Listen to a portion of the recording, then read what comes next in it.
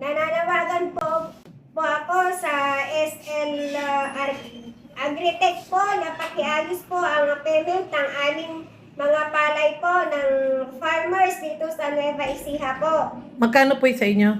Ang sa amin po ay 796 bags po or kabans na umaabot po sa mahigit 1 million po.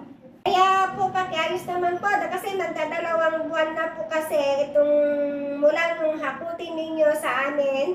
Hanggang ngayon po wala pa pong linaw kung kailan po namin makukuha ang aming bayad ng aming palay.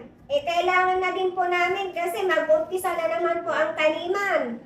Lalong-lalo na for yung mga kasamahan namin mga farmers na nangungutang din po para po sa puhunan ng kanilang pagtatanim po. Ano po pangalan niyo? Ako po si Teresita Lubusta po ng Villa Rosenda, ng Talugtog, Nueva Ecija.